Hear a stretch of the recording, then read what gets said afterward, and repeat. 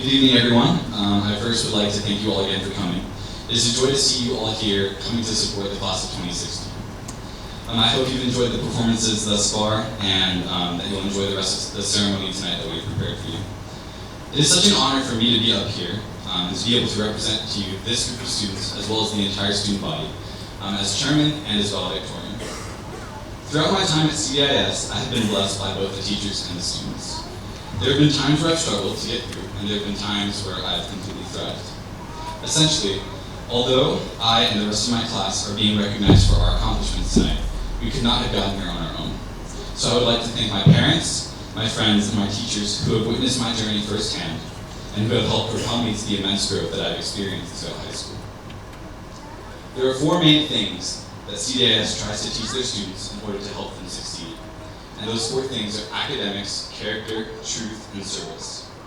It is easy to see that these four things are intertwined, and each is important for individual growth. The way I see these four things is that truth and character are the foundation of who we are, and they determine how we act and what we do. Truth is something that we want to remain constant in our lives, while character is something that changes and develops over time. One thing that I realized throughout my time at CDIS is that the way we treat service and academics directly reflects the foundations that we hold in truth and our character. This is because all the things that we do and say are as a result of our foundation. Our foundations have allowed us to focus on different things that make us unique, and they have allowed us to aspire to certain goals throughout high school that are specific to us individually. Tonight, our goals have been reached, and our accomplishments are represented in the form of a diploma. All of us have focused on different things throughout high school, so to each of us, this diploma represents something different. To some, it is a representation of academic achievement. It shows our hard work, our 4.0s, and our knowledge that we have gained, slowly but surely, throughout our time in high school. To others, the diploma is representative of the services that we have performed at high school. From the Philippines trip to orphanage visits, to singing songs to little children at CDIS. And are being recognized for those acts of kindness tonight. To some of us, this diploma, this graduation ceremony, simply represents the survival of high school and an intense joy to leave and move on. To all of us, though, this diploma represents friendships that will be missed and people that have impacted us. The diploma is the last page in this chapter of our lives. It allows us to move on to the next chapter and holds precious memories that we will cherish forever. For 4 years, we have studied, served, laughed, played, and made a community like no other. A community that has been blessed by each of these students graduating tonight, and a community that has in return blessed those that have poured into it. This community is something different. It is unique and small and not unlike anything else that I have been a part of. It has a constant flow of people coming in and out, and gives us experiences that range from extreme joy to extreme sorrow. Now that we are all getting ready to embark on the next chapter of our lives, we are preparing to leave this community that we have called home for many, or in some cases, just a few years. There are people in this group that may never meet again, and even if we do all meet together someday, it will not be the same. But that is not to say that that is a bad thing. I want to remind you, just as Mr. Keegan said, that this ceremony is a commencement, meaning that it is only the beginning of our lives and our academic journeys. We have much to learn and still have many areas in which we need to grow. I fully expect that the next time we come together, we will still be able to reminisce about the times that we have had here, but our minds will be somewhere else. They will be focused on the present and the work that is at hand. To some of us, this work will be university. To others, it may be time off to get a job and have some real-world experience. Others may serve their country in the military. But as we all embark on different paths, we will find new things.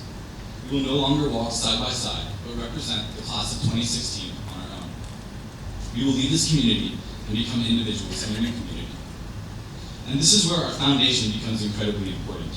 The truths that we hold, we must hold them close and guard them because they will be tested no matter where we go. We cannot fall to things of the world and stray away from what we know to be true.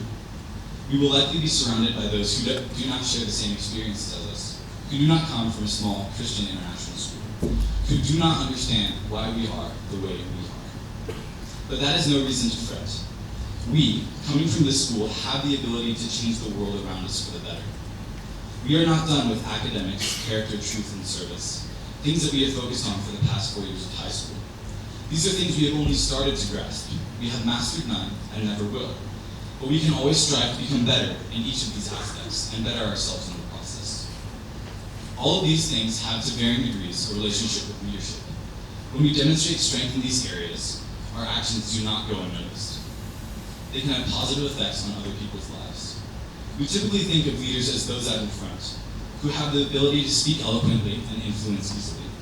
However, being a leader is much more than the words that we say. It is even more so about the lives that we live and the actions that we carry out.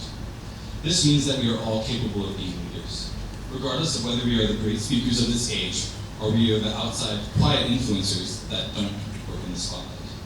We are all significant. Whatever style of leadership suits you, I encourage you to lead by refusing to partake in the things that you know are wrong, regardless of the pressure from those around us. Always look to serve others in all aspects of life, even when it is difficult to do so.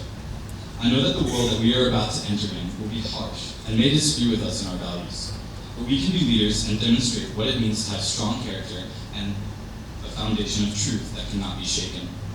So my charge to you, the class of 2016, is to go out and be leaders in the new communities that you join. Do this in any way you can and in any way that God has gifted you.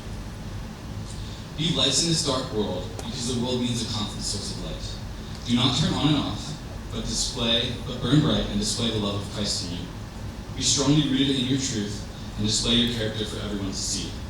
Be kind and gentle, but remain firm in what you know is true. If you do these things, others will recognize the difference in you. So go out, make a difference in the world. Be a light. Thank you.